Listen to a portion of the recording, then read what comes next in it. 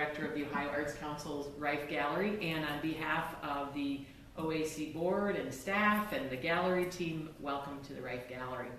Today marks the 7th of 8 artist talks during the run of our 2017 juried biennial exhibition, which runs through January 6th. All of the talks are being live streamed on Facebook, so if you missed one and you want to go back, please go to the Ohio Arts Council's Rife Gallery or the Ohio Arts Council Facebook page and you can catch all of them. Now I'd like to introduce you to today's guest artist, April Deacon. Now, some of you may recognize April's name and her work because she was recently curated into the collaborative exhibition between the Ohio Arts Council's Rife Gallery and the Ohio Art League, and the exhibition was called Come Along With Me. It was curated by Richard Fletcher, so April's no stranger to the Rife Gallery. We love these following words from you. April Deacon cut, colored, and pasted her way through her youth to adulthood, where her materials became slightly more sophisticated and extraordinarily more expensive. I love that. Concentrating in painting, she earned her BFA from Ohio Wesleyan in 2002. Soon after, she married her husband Michael and returned to Ohio Wesleyan to obtain a teaching certification in art. I can talk. She has been teaching high school art since 2003. April completed her MA in art and design at Marshall University in 2007. She lives in Southern Ohio with her husband and 2 daughters who keep her eternally inspired. Now please welcome April Deacon.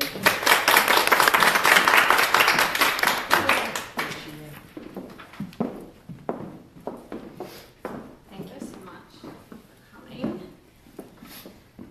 And thank you to the Rife Gallery and Mary. So I decided today to utilize this opportunity to talk both about my artwork and my art teaching career. I think for a long time I tried to keep those two things sort of separate.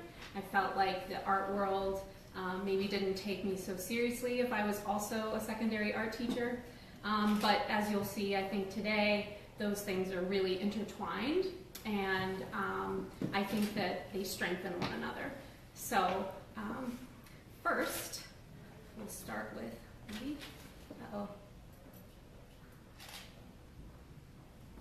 nothing's happening. A second.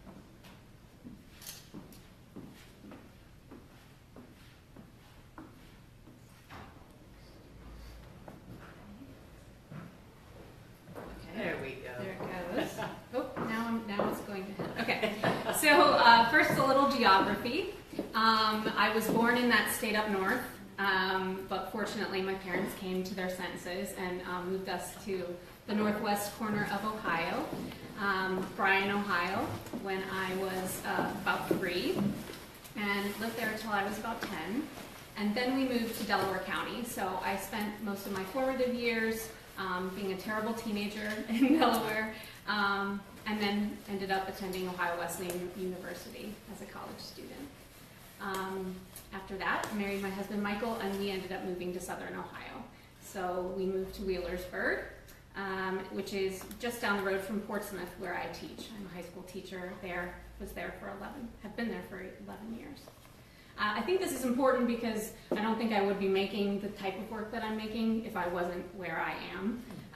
And so I'm going to talk about the series of work that are really impacted by that place. To go backwards a little bit, when I was in Delaware County, we lived in Powell, and my aunties would come to visit. My mom is one of 11 children, 9 girls, and so they would all come to visit, and we would go to the Powell antique stores, and we would, I would just study all of these things that I would see in these antique stores, and I was so interested in their history and their story, these items. And so when I moved to Southern Ohio, I realized that there is a treasure trove of antique stores there, as well as flea markets, and so I began to frequent those.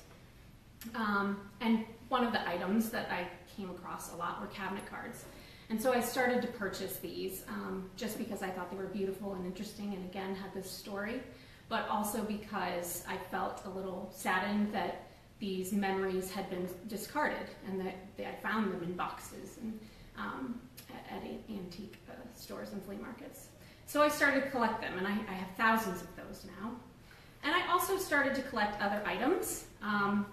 These are just shots I took in my studio yesterday, but often buying things, toys, games, a lot of childhood, memorabilia, and also letterpress blocks. I buy a lot of body parts. I buy mannequin parts, and it's kind of interesting to go to an antique store and ask for that item. I'm looking for arms and legs, and then some fun banter between the antique store dealers ensues. And so I started collecting all of these things, but they just really were sitting in my basement, which my husband really appreciates. And still, I have many, many collections of things that are just waiting for me to figure out what I'm going to do with them. But one day I did decide, I went to Marietta, Ohio, actually, and I found this very large image of this woman, and I decided to paint on her. And what is interesting is initially when I did it, I wasn't really even sure why, I guess. But this became the Forgotten series, so it became about people who I felt like they were forgotten, their memories were forgotten. But she is actually a famous opera singer. Her name was on this poster, and her name is, and I'll probably butcher this, I'm not an opera person, but Amelita Galli-Curci, and she was famous for a soprano technique called coloratura. So I painted on her, and then I felt really, really bad and really guilty, and like I had ruined this maybe bit of history. And so I kind of set it aside for about a year. And then a year later, I started painting on many more. And I started seeking out larger images. I have tons of the smaller images, but it's hard to work on those. So I started buying larger images and sort of thinking about who these people might be. Sometimes I would invent names. Sometimes they would have names on the back, which I would always love. Then I get a little piece of the reality of their life. And I was breaking their faces up into these sort of mosaic patterns.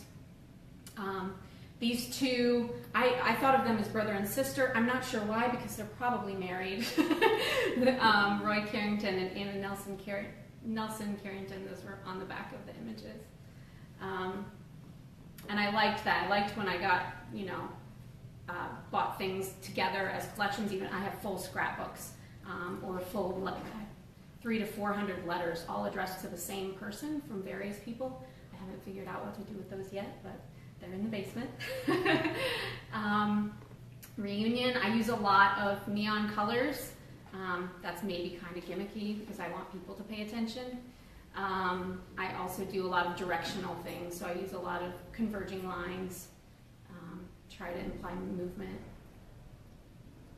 This, I learned from, I'm not even sure who told me this, but there used to be sock hops at a gymnasium in Portsmouth every weekend, and I guess this is a photo from one of those sock hops. And I noticed back in the upper corner of the blue part, some young ladies who were telling secrets. So this became the secret, and I thought they were telling secrets about this couple on the dance floor. Shrine and grandfather. And I guess shrine, it's one of my particular favorites, because I guess really that's what these things were becoming to me. They were the celebration of these people in their lives.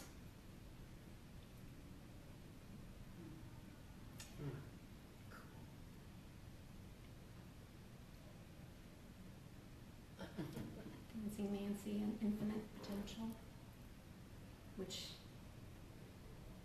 comes back later. Jerry Melvin Rogers, I love this one too. I bought these in a plastic baggie together.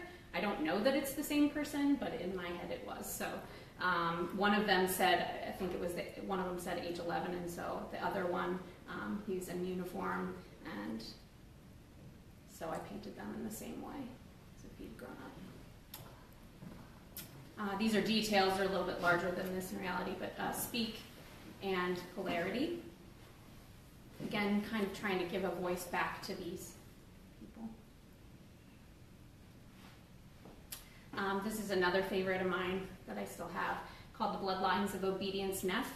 And her name is Obedience Neff. It was written on the back of the photograph. And there were, her lineage was also written. And so I actually looked her up online and was able to find her obituary. So that's what this is here. She was a mother of 10 children. And she's actually buried in a cemetery about 20 minutes from my house. I've never gone. But again, that's an image of her headstone that I found online.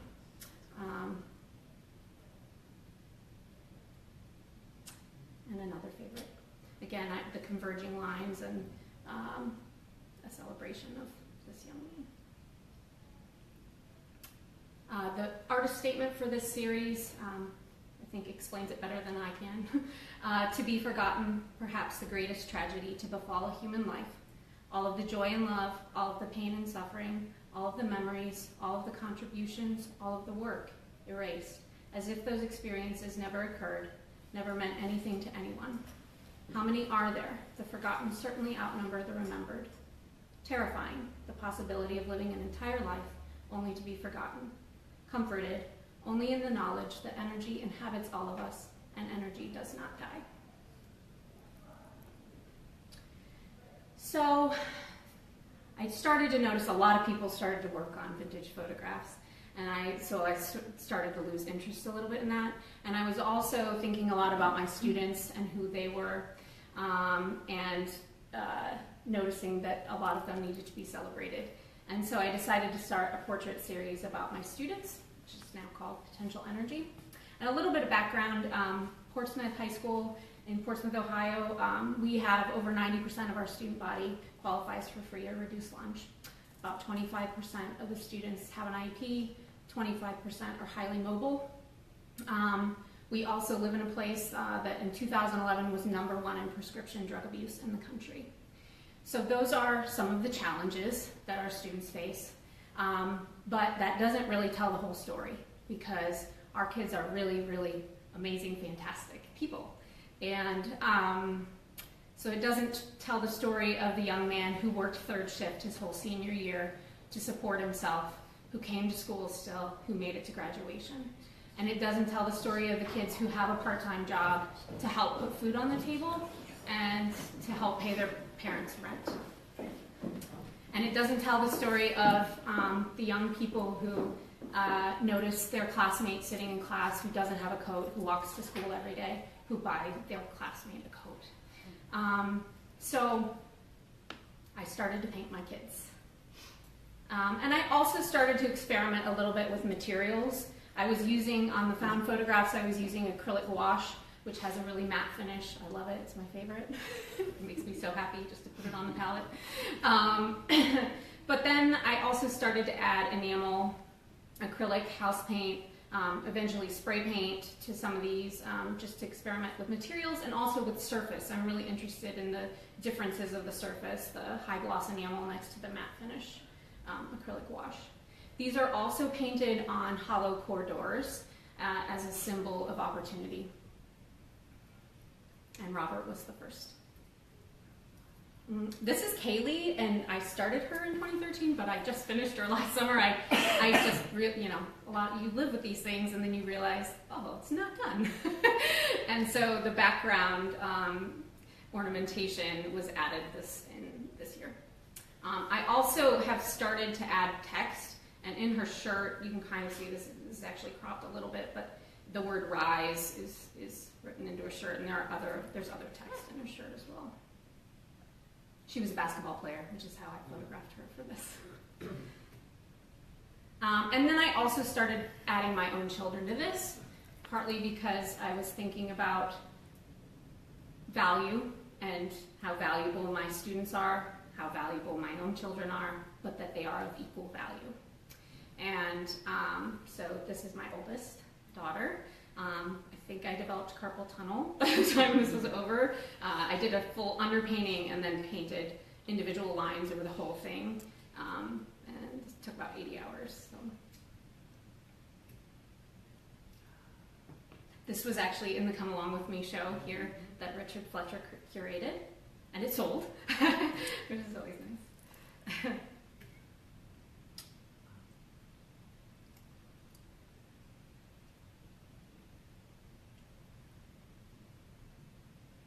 and using some metallics now too, adding some other materials.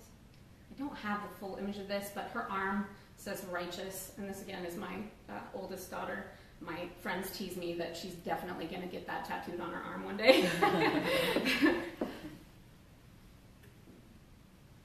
And worthy. So I started to add words that again I felt applied to all of these people.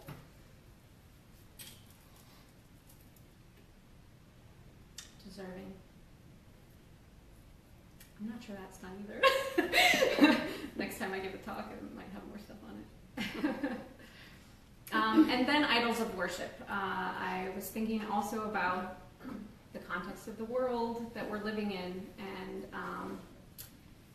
that my students are growing up in, and some of these found objects started to come into play. Vanity. These are a little bit humorous, kind of ridiculous, as are, I think, the things that we worship in American culture. And so vanity was the first. Found metal vase, found jewelry, and then ceramic head, which is then painted with acrylic gouache, and now automotive enamel as well. I started using a little bit. Power, one of those mannequin bodies. Got a new head. And greed, which is in the gallery, just around the corner.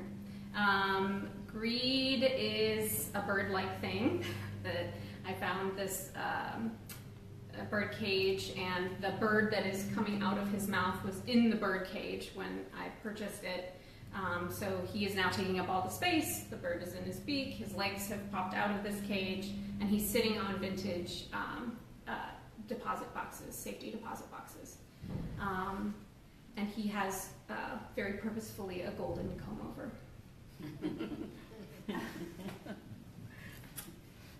So I'm doing all this in the studio and thinking about my students and thinking about their place in the world. And I am also, all along, trying to come up with ways to connect with our community more. I'm starting to do public art projects, most of them temporary, and I'm also doing some grant writing because now my budget has dwindled to $700. So writing some grants and doing some small projects, and I had an idea for a garden. I really like to do interdisciplinary learning in the classroom, and I thought a garden would be a great way to combine science and art. And then I also started to notice that maybe my students were unaware of their basic human rights. So I thought that would be a good topic for our garden, and then we could pull in social studies. So with the very generous support of the Ohio Arts Council and the Teach Arts Ohio initiative, we finished our first phase last year, and we're in the middle of our second phase this year.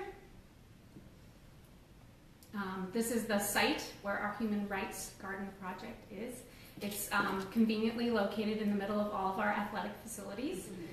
You can see the tennis courts behind, the track is beyond that, to the right is our football stadium, and to the left is the baseball field.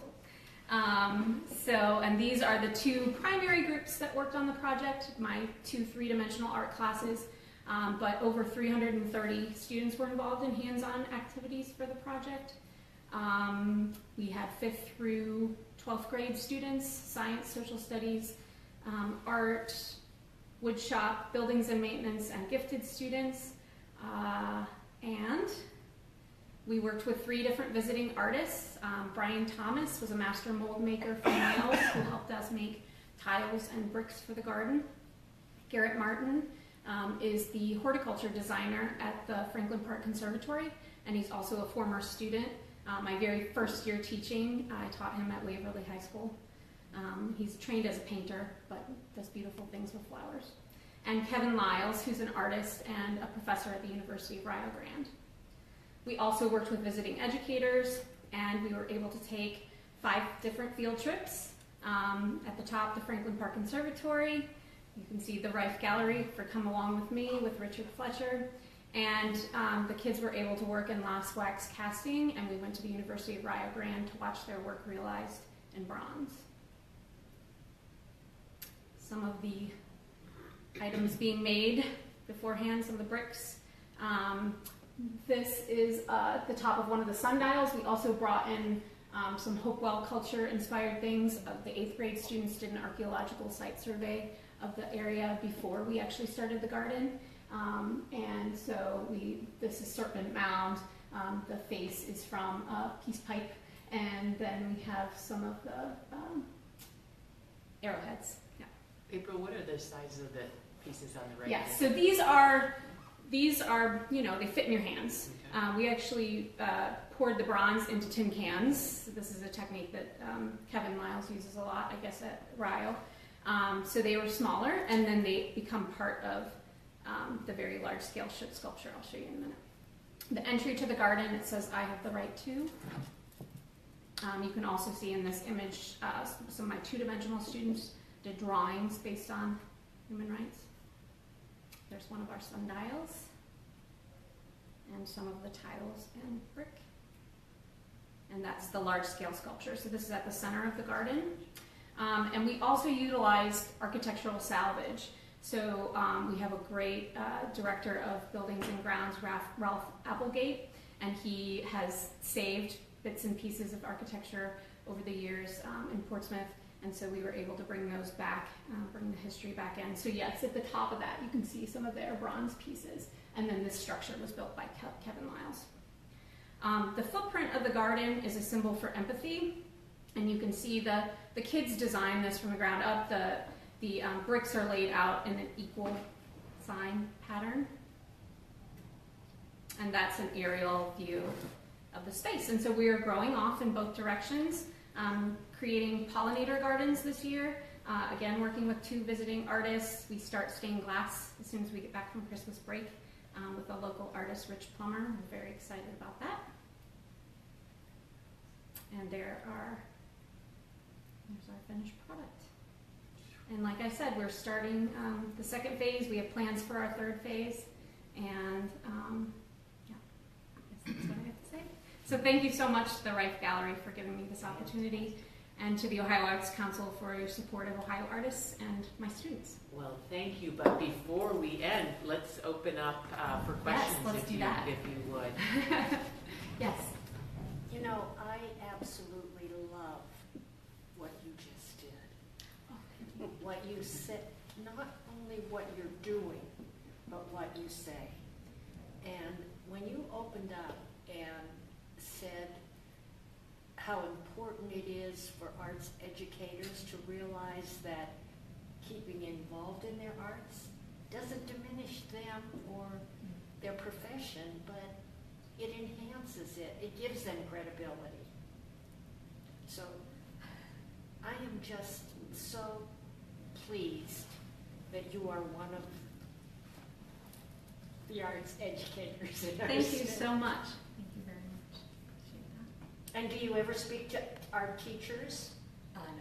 No. Well, I mean, locally, you know, in a presentation. I have not. This is my first gallery talk. I'm very nervous. Would you consider it? Would you consider it? Because Yes, you're such an inspiration Absolutely, I would. in your own work Push past the fear. and what you say about students. Thank you. So thank you so much for this wonderful talk. Oh, thank you so much. Who else has a question or a comment? I'm wondering if you could talk a little about the strategy to create the garden. Were your students part of some of the decision making? Oh, yes. Yes, like I said, I had been sort of planning the idea for several years and had applied for several different small grants and didn't get anything. I had the footprint. I knew that I wanted this symbol of empathy, but the rest they designed. So the large-scale sculpture at the center, they all participated in the design of. Kevin ended up, because there were 2 separate classes that we were working with, he ended up combining a design from one class and a design from the other class. So they, all had some feedback on that. But yeah, like I said, from the layout of the brick to the subject matter that they chose, based on the United Nations Declaration of Human Rights. Yeah, that was all them. Mm-hmm. Wonderful collaboration. Thank you. Who will maintain the garden, April? Our buildings and grounds staff, who they had to, of course, install the large-scale sculpture and everything. They were awesome all the way through. So. Beautiful. Who else has a question or a comment? Hey, Miss Deegan. Hi, former student Blake. So I wanted to ask you a question about mark making and your 2D stuff. I noticed that you've started to incorporate, as you mentioned, you're incorporating words now. So when it comes down to when you're choosing like line or color or whatever kind of mark you're going to lay down, do you find yourself like reaching for similar, like do they represent something to you, or do you feel like it's more a process oriented, like? I think it's process oriented. Yeah, I do a lot of for both the I would say the works on photographs and the works on portraiture, the design around the portraiture. I do a lot of sketching for that. I freehand most of the marks when I'm on the photographs, unless there are converging lines. But I also think in terms of like color choice, it's also about the image that I use, the photograph I take of the student or the photographs, sort of reflecting on what colors might be in there, or again, any indication like the clothing they might be wearing, or I think I have to reflect on those things to make those decisions. Anyone else? Well, the good news is you no longer get to say, I've never done one of these. Sure, I've done art